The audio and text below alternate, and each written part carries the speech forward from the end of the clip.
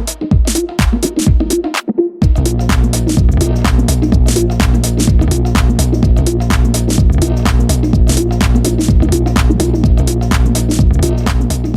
and gentlemen, welcome to the video review of the drumroll Lenovo Legion 7 with the RTX 3080. Before we get started, I have to ask you to help me appease the algorithmic gods of YouTube and support me in getting this channel off the ground by clicking like and subscribing. This video is divided into chapters, so if you are the impatient type, please click below. So let's begin.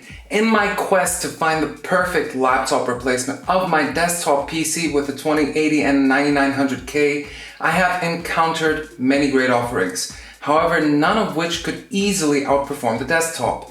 In order to cash out by selling the PC in this crazy market, I wanted a laptop that can hands down outperform my PC, which brings me to the Legion 7. The Legion 7 at its current MSRP of €23.99 represents some amazing value. You receive the highest spec Ryzen 9 processor, the 5900HX, 32 gigabytes of RAM, and crowning the whole package is the 3080, fully unlocked to reach a TDP anywhere from 140 watts to 165 watts depending on scenario. As a teaser, this is quite the performer, and thanks to the vapor chamber, the temperatures are also great. The design of the Legion 7 can be described with one word: duality. Whereas the Legion 5 Pro represents a fine balance between gamer and professional, the Legion 7 can be both. In its stealth guise, without RGB, you would be forgiven that this is your run-of-the-mill notebook with a small hint of performance thanks to the rear protruding vents. On the other hand, when you turn on the RGB, it transforms into its gamery guise. I very much appreciate the omission of the Mercedes-like Y logo dominating the rear of the Legion 5 Pro. Overall, the design in my eyes is very modern and minimal. To be frank, I think that this is the best laptop design on the market, second only to the Mercury White edition of the Razer Blade 15.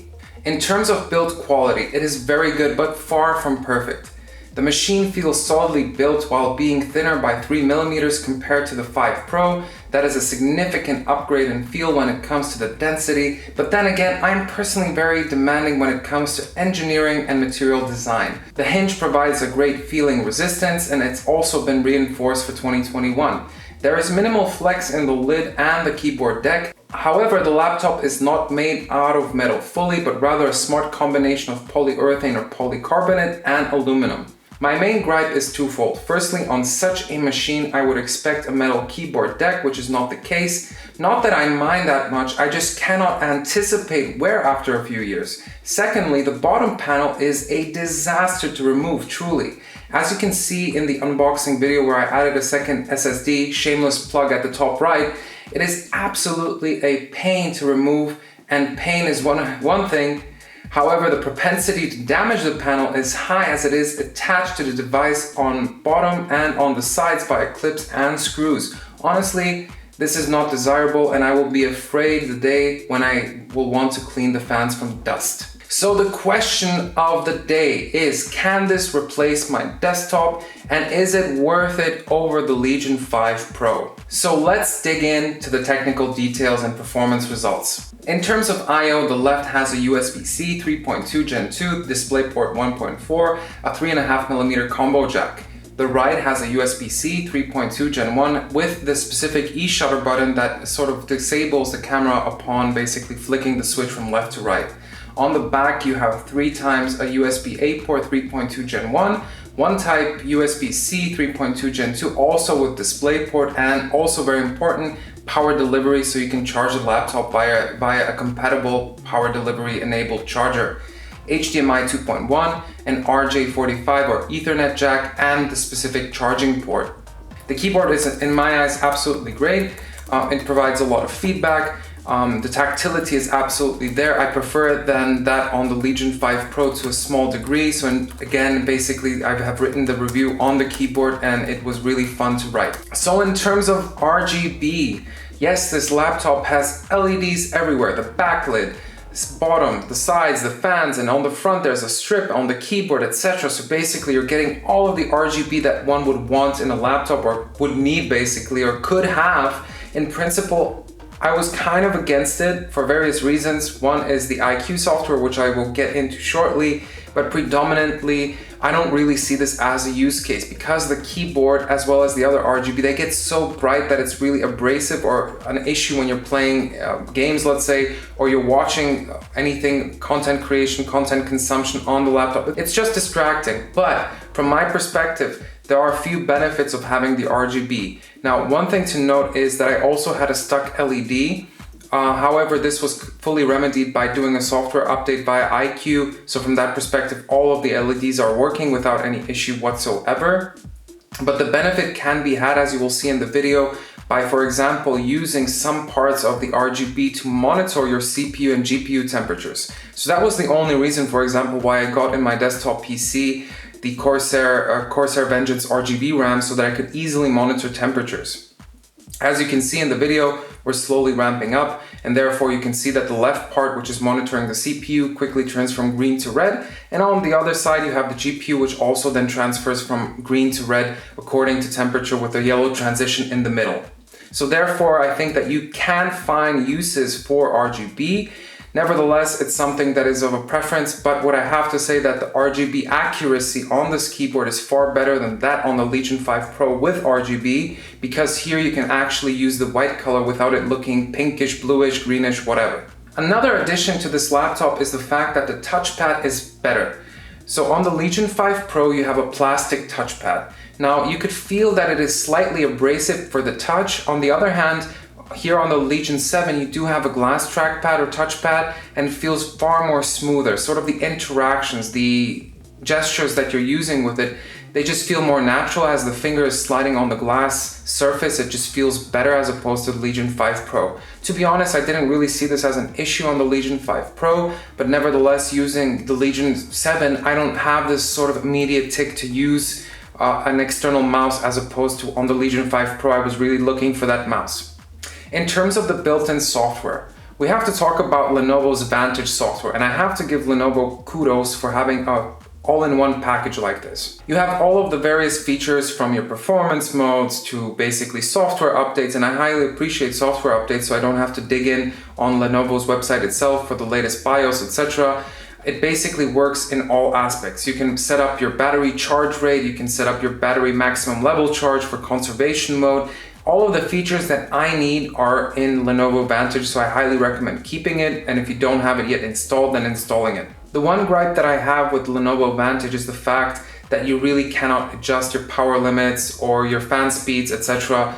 via the software. You would have to use some proprietary or separate software suite for those features. Now, personally, I don't think they're that necessary with this specific laptop because the thermals and performance are so good, but I could imagine usage scenarios where it comes in handy. In terms of the BIOS, I like it a lot. It's very much simple in terms of UI and UX, which is good for me as a user. I have all of the features that I would personally like, except for CPU overclocking. So that is something that has not yet been enabled, or who knows if it at all will be enabled on the Legion 7. Nevertheless, you do have some cool features like the option to overclock your GPU. Funnily enough, mine came overclocked with a 50, both on the core clock and on the memory clock. So of course, this is a great benefit in my eyes that you have the option to overclock your GPU on the BIOS level. Therefore, you're not going to be needing Afterburner or any other software to overclock your GPU. I just think this should be in every single laptop, this option, so that you have it easily accessible. You set it up once, then you forget about it and you simply use your device, because tinkering around, yeah, in your everyday scenario, that's not the best thing. In terms of coil whine, on my unit, I didn't hear anything during average or normal use at all. So basically I put my ear down to the keyboard deck to the bottom, I couldn't hear it. But nevertheless, for the purposes of the review, I tested it with an external microphone with a Rode. I pointed it at the fans as well as the regions where you would have coil whine, so around the GPU, etc. And yes, you can hear at certain points some minimal coil whine, but again, this is not perceptible to the ear, and every GPU on the market will have some form of coil whine. So in general, very great result. Here, I think on the Legion 5 Pro, it was slightly louder.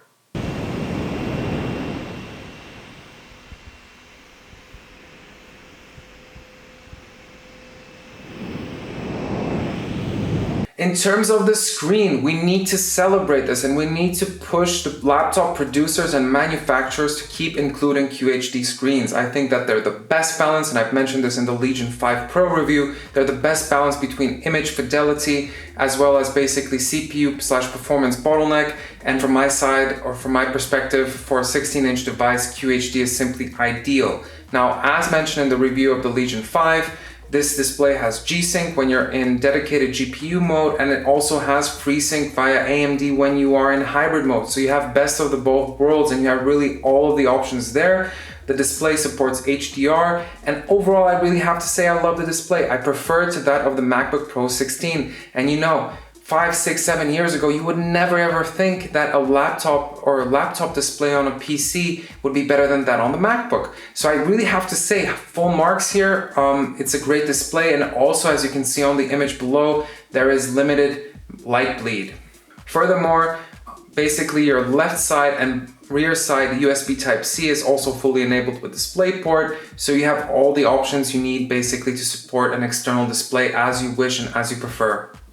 As alluded to, there is a mux switch, so either from Vantage or from the BIOS level itself, which is in principle connected, you have the option of switching off your dedicated GPU or switching to hybrid mode, so to speak. So you can have it either in only the primary graphics processor unit itself, so the 3080, or you can have it switchable, meaning that it's going to be switching between the iGPU or integrated GPU as well as the 3080. And then in the NVIDIA control panel as well, you have the option to fully disable or to prefer only as global settings the integrated GPU. The speakers on the laptop itself were quite the surprise. I honestly assumed that they would be the same units as described on the product page, stating that they're both 2 watt on the 5P as well as on the 7. Nevertheless, they are in between that of the 5P and the MacBook Pro. So from that perspective, loudness, clarity, accuracy is all there. However, the problem is that you have to have the Nahimic software enabled for it to have this sort of fuller and louder effect. And you will hear the video comparison where the snare on the Legion 5 Pro is far too accented. So what I tend to do is keep it on, but nevertheless, it's not very good for accuracy in terms of the sound itself, but the sound stage itself increases. So from that side, it's really good.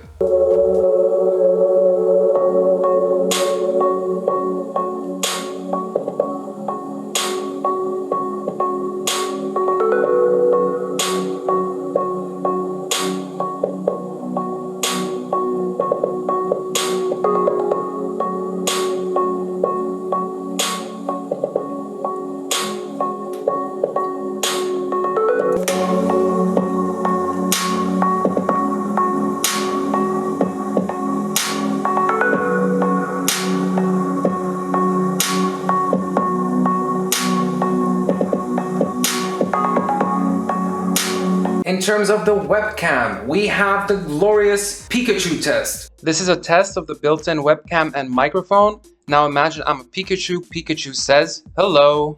In terms of editing in Premiere, I have to say it's faster than on the 9900K, not just in rendering the videos itself, but also in previewing. So I did notice with the 9900K that when I would preview a 4K video, it would sort of be doing a lot of frame skipping, and on the Legion 5 Pro is far less. So I do highly appreciate that in my personal workflow. Of course, if you're doing, I don't know, 8K or something else, your mileage may vary, but nevertheless, I think it's a great device for a lot of applications. And to the second question of the day, do I need a Fulla Shiit?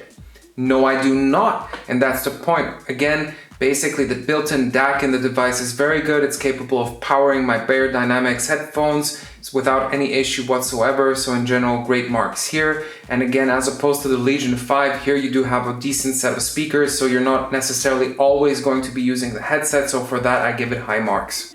In terms of the weight, the laptop is approximately half a kilo heavier than that of the MacBook Pro 16. What is important to check with these results is the testing methodology. I use the notebook check method in terms of the testing, meaning that I scrolled through some websites, I played 4K video, and at the end I used OCCT for stressing the CPU to see whether it would have any spikes, at least for 1 minute. Now you want to make sure that the results you see do that, because nearly every laptop on idle will have excellent results, and therefore it will be difficult for you to assess whether those results are correct for your use case. And stressing the CPU is key here to ensure that these results are actually representative of day-to-day use. One thing that struck me as interesting was that Lenovo used a SK Hynix SSD drive.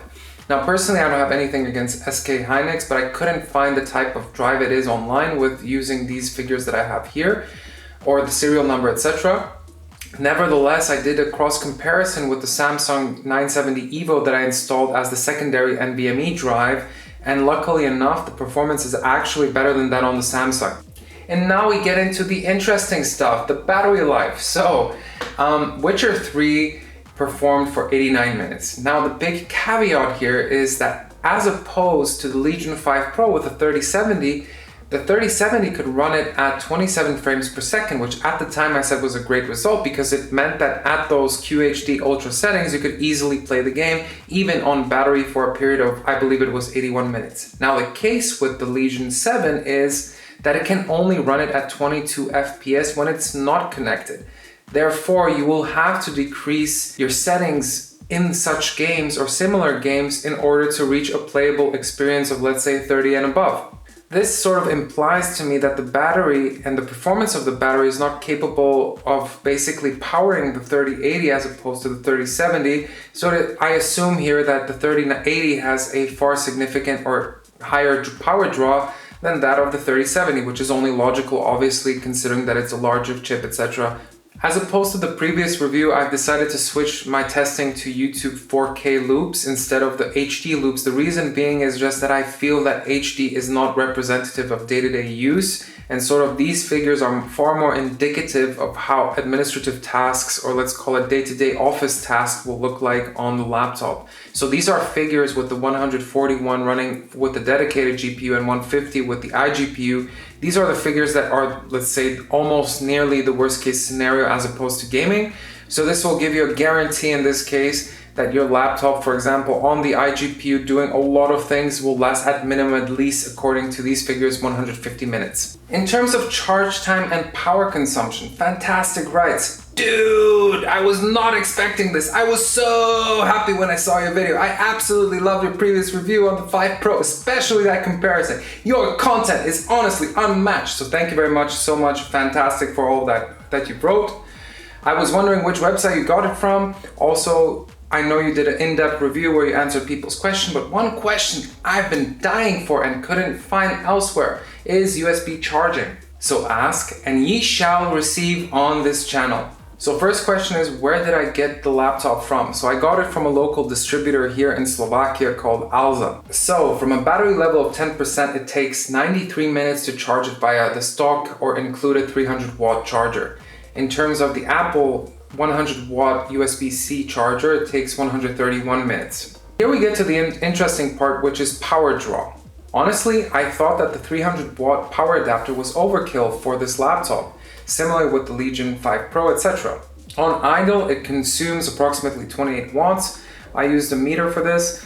And in terms of YouTube 4K, 48 watts. Then when you start playing games, it starts to get interesting. So why does it get interesting? It's because when you're playing Witcher 3 with a limit of 30 FPS, you're consuming 95.5 watts. Now this then means that you can easily use the Apple charger for light gaming. Play pretty much any game with this Apple charger, so as long as you optimize the settings to ensure that it's below 100 watts. Now here's where the figures get very interesting. When playing Witcher 3 at 60 frames per second, you have 160 watts, which is quite high. But then, when you unlimit Witcher 3, you're all of a sudden consuming 220 watts, which is quite high to be honest. And then, when you're stressing both the GPU and CPU, you reach a 260 watts. Now I have to say that's actually really cool in a way because I have never seen a laptop consume so many watts, and it also justifies the 300 watt power brick. So again, some cool figures here that are basically the foreshadowing of the high performance that this laptop will deliver. So let's talk about power and thermals. So in my eyes in general, this laptop performs excellently in the dimensions of both cooling, thermal throttling, and temperature and fan noise. So in terms of the temperature, I have reached an average of 81 Celsius when playing this Witcher game for 10 minutes. Then if we look at the GPU, we had an average of 72 degrees C, which is actually quite cool, to be honest. And here is what we see the cool performance, which is that on average we consume 158 watts, which is just crazy and incredible for a laptop GPU, and with an average clock speed of 1841, which is indicative that this in fact is one of the few GPUs in a laptop TDP and specification that does not, in my eyes, thermal throttle. Now, what was as well extremely cool to see is that I had hardware info on when I was playing Kingdom Come Deliverance just to have a feel for the gaming performance, and it actually had a spike of 185 watts, which is just immense and incredible. So again, really this GPU is fully unleashed to deliver its most possible performance, which is not something that you would see in every laptop. And this is, again, as a sort of disclaimer for all of you, if you're purchasing a laptop, make sure what wattage it consumes, because again, on the package it might say 3080, but in principle, if you purchase, as an example, a 3080 from Asus and the Zephyrus G15, which consumes, let's say, 90 to 100 watts, it will actually perform lower than the Legion 5 Pro with a 3070, and you're paying a 1,000 euro premium. So be extremely careful with that. Now, in terms of the fans, you will hear a video now.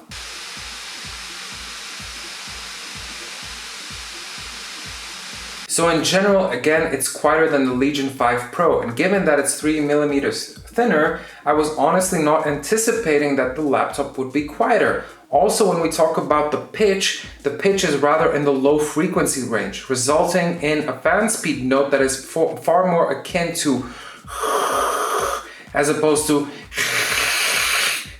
And then in terms of the max decibels, we have 57, again, measured with my smartphone, just to give you an indication of where that is. But in my eyes, absolutely manageable and balanced profile without headphones, so you're using the internal speakers. And then if you want to play in OC mode or high performance mode, then I would highly recommend some headphones, but really it's not necessary. It's just a nice to have so that you're not distracted with the noise. But in general, a great result, specifically considering the fact that this is a thinner chassis than the Legion 5. So here we go on to the CPU performance, and we're doing R20, R23, Geekbench 5. So what is clearly visible on the red parts of the graph, so the red is the Legion 7, is that the 5900HX is clearly the fastest processor here amongst the tested devices. In terms of the single scores, if we focus in on the R15, R20, as well as Geekbench 5, we are seeing some great results. However, I do have to say that I would advise that if you are configuring your own device and not purchasing a pre-configured one like I have, I would highly suggest to go with the 5800H, because in principle the 5900HX is purely a boost of 100 megahertz in terms of the processor itself. So it's really negligible returns. Yes, what we see is that it's faster, but is it worthwhile the upgrade in terms of cost? No. Now on to GPU performance in terms of 3D Mark. What we can see is that the Legion 7 is chart topping at 31.7 in terms of the GPU score in Firestrike as well as Port Royal. Now this is an important segment here. What we will notice and what we have seen with the 3070 is that the moment you engage RTX and DLSS, basically the competitive advantage with pure rasterization increases. So in principle, the performance face value is the same across if you consider basically a 2080, 3070, 3080, but the gap really starts to widen the moment you engage RTX and DLSS, and of course with the revised 30 series GPUs, that is quite a tangible return. So on to the rise of the Tomb Raider. Again, the Legion 7 here nearly tops out the desktop 9900K with the 2080, but not still. But we do see a tangible increase in terms of performance towards the Legion 5 Pro with the 3070, and even still compared to the 3060. But I do have to say that the 3060 is some great value because it is on the level of the Trident 2080 Max Q edition that I have on the right here at 106 frames per second. In terms of Assassin's Creed Origins, so this is an interesting title, I have to say. So the Legion 5 Pro here outperforms the desktop 9900K with the 2080. However, the 3080 equipped Legion 7 underperforms here. Now, you could be thinking that it simply means that it's bad performance. Well, it is not. It's simply game optimization. But nevertheless, it is quite the lower score here, so just bear that in mind. And this is the lowest score comparatively that the Legion 7 has produced throughout this review. And here is where the situation changes. With Assassin's Creed Odyssey, we can clearly see that the Legion 7 performs on par with the desktop 9900K and 2080, let me call it just 2080 going forward, at an equal result. Higher than both the 3070 and 3060, but the performance gains here are quite negligible as opposed to the 3070. Assassin's Creed Valhalla prefers AMD GPUs as opposed to that of NVIDIA, and here we can see that the scaling is not exactly there, but nevertheless you can always see that there is a strong lead here with the 3080 in the Legion 7, outperforming in both resolutions in HD and QHD the 2080 as well as the 3070 and 3060 respectively. Now in terms of Witcher 3, and this is where the table turns. Here clearly the Legion 7 outperforms the 3060, 3070 and 2080 with a lead of 120 or 6 frames per second as opposed to the 2080. A lot of people have been asking for esports titles, so here we have Counter-Strike Global Offensive. And what we can see here is that thanks to partially the higher processor speed, but as well the GPU, the Legion 7 outperforms the Legion 5 Pro with the 3070 and of course the 3060 by quite the margin, but nevertheless, it's still not enough for the desktop 9900K, which is by the way running a 5 GHz overclock on the CPU, thus pushing those frames a bit higher.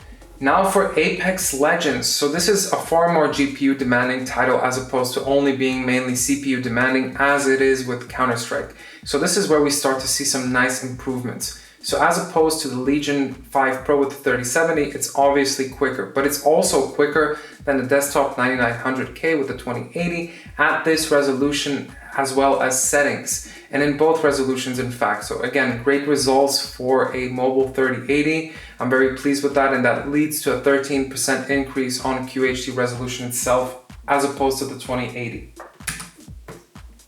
In terms of Red Dead Redemption, so here we see as well some great performance. So we have, of course, the Legion 7 performing at 88 frames per second higher than the Legion 5 Pro, than the Legion 5 Pro with 3060, as well as 11% faster on the QHD setting as opposed to the 2080, which is finally showing that yes, you can have some amazing performance in a laptop. And personally, one of the games I really frequently play is in fact Red Dead Redemption, so I'm happy to see that, and I'm happy to see that on the mobile I'll be able to enjoy this title to its highest extent. Now I mentioned in the beginning the benefits of the 3080 specifically at higher resolutions with DLSS and RTX. So on the left hand side we see the HD as well as QHD with highest presets. So here we see that the Legion 7 in fact outperforms all of the devices, of course, naturally. But still, what is even more impressive to see is that when we are more bottlenecked by the GPU performance itself at QHD, we do have a 110 versus 94 on the 2080.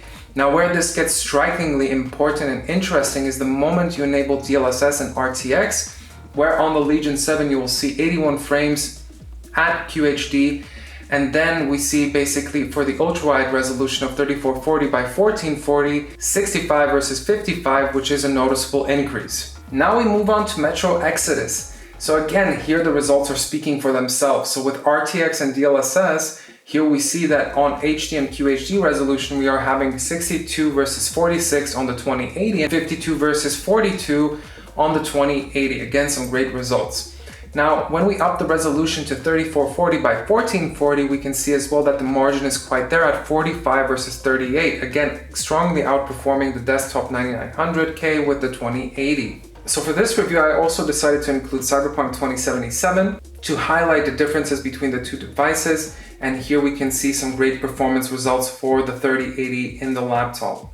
At QHD, the difference is there at 67 versus 53.8, which is great. On 3440 by 1440, we see an increase of 10 frames per second. Again, great results. But what I'm really liking to see is the 4K performance. And this is the defining feature of this laptop. It has 16 gigabytes of VRAM, some amazing clock speeds, and this is where it shows. So at 4K for this title, it's performing 32% better. Now 10 frames per second might not seem like a lot, but that in my eyes changes this game from barely playable to okay playable. And of course, with some tweaking and tuning of the settings, you will be able to reach a higher figure. But nevertheless, at this resolution, these are some great results from a laptop. Okay then, so we are there to conclusion time. Is the Legion 7 better value than the Legion 5 Pro? No, it is not. And that's the whole point here. Really, what you are looking for is the attributes that are critical to you. So, in terms of build quality, yes, the Legion 7 is better. In terms of the touchpad, yes, it is better. Speakers, obviously better. Size is better because it's smaller. And then in terms of the performance, you do see a strong performance increase, specifically in high resolution DLSS RTX enabled games. Now, is this worthwhile for your specific use case? You have to be the judge. So if I'm looking at the MSRP of the Legion 5 Pro with the 3070 at approximately 1,700 euros, as opposed to the 2,400 euros of the Legion 7, I would have to say that the Legion 5 Pro is better. If it was my specific use case and I didn't have the desktop 2080, I would probably stick with the Legion 5 Pro, but still it was nagging at me at the back of my head that it's simply not faster. And this way I can conclusively say that the laptop device with which I replaced my desktop is faster. So for me, it makes sense. I also edit videos, etc. So that's perfectly fine. But for you, you really have to assess all of these factors, come to a conclusion, and let me know in the comments below if you have any specific questions, of course. I'll be happy to answer them in detail in the comments below. So thank you very much for watching. Again, please help me grow this channel, like, subscribe, etc. We need to make this into something special. Wishing everybody a pleasant remainder of the day. Take care.